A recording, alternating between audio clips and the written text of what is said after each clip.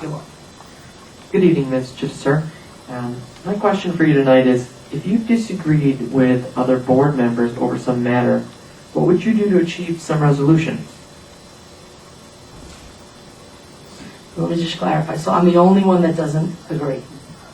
Maybe, maybe not. There's disagreement, and so how do you work to achieve resolution in those kinds of situations? Support the truth. I guess that's what you're looking for. It's the logic as to why I differ.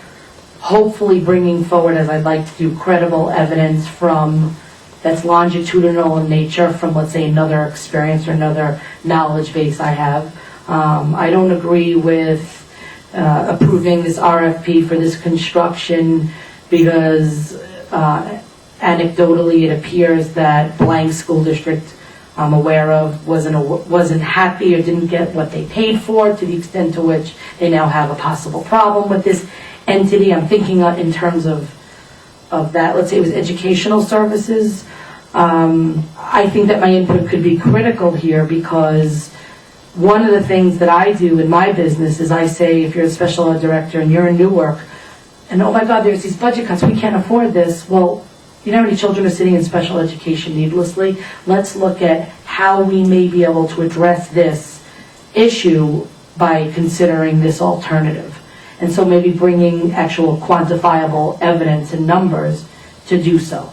And if the disagreement had to be addressed that meeting, I would hope that either a continuance could be considered, or if not, then I'd have to think on my feet real fast and hope that there's computer access. But that's the type of resources that I would look to address, using entrepreneurial skills as a business, and that's something that I did not get training in, just that I've had to sort of learn on the job. And I feel that at this point, 5-6 years into it, I'm first starting to be able to think like this.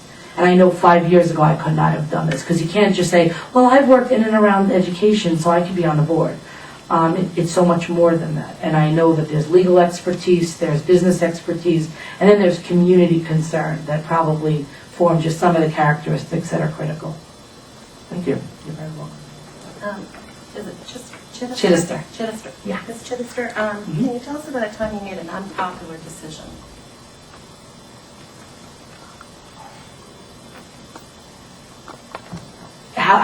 Yes. How vague, I mean, how specific need it be, or relative to a certain, or it doesn't matter? If you could be specific about this situation. Yes, I will. Please, doesn't ruin everything I've said. But I don't think it will.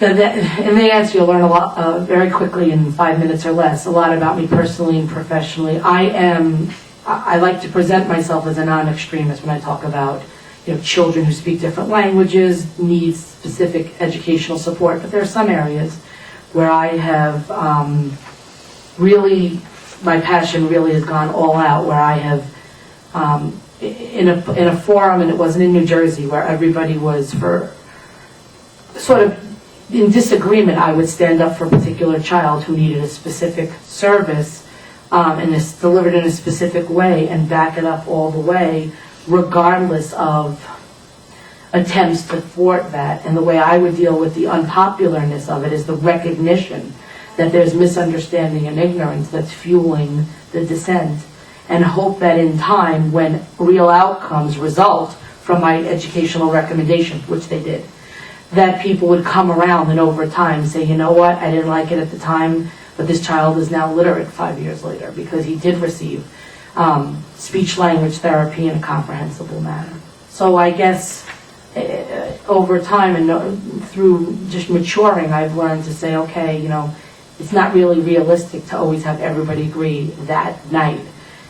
Over time, if you feel good about it, you have the numbers and you're credible, and you've worked hard at enhancing your credibility, in time they hopefully will see that you made and stood out for the right thing. Ms. Chitester, hi. Good evening and welcome. From what you know, describe the role of a school board member versus the responsibilities of the superintendent and the district staff. From what I have sought to become very literate over the last couple of years, A board is to, in any entity, is to maintain impartiality. That a superintendent, director of pupil services, etc., is to give input about, let's say, general fiscal issues, general educational issues, to impact the tone of a conversation or a meeting or an agenda, but that the board has the last say and is that impartial body that is, in theory, and that you'd hope, to represent the thoughts, feelings, opinions, needs of the community at large, impacted by those who you entrust with your children to know that system and needs the best. You're welcome. Good evening, Ms. Chitester. If you were to join the board, what do you think would be the area of your steepest learning curve? That I would learn the most from. Or no, that you would have to learn the most? What area do you think it would take you the longest to get up to speed? I think that when I look at board meeting agendas online, just to see what boards talk about, I think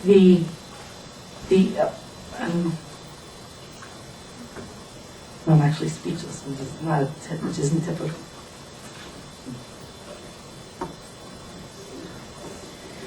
The extent of the collaboration maybe and the work that's needed before a meeting convenes, all the work that is needed beyond the actual showing up to the meeting, probably would have to be something that I would have to learn, and then as a result be able to, from a time management perspective, relative to my responsibilities, integrate into my schedule of commitments. Probably the work that goes on behind the scenes. I think that when I look at board agenda minutes, I'm like, wow, a lot of things had happened before this meeting to get on the agenda, I guess.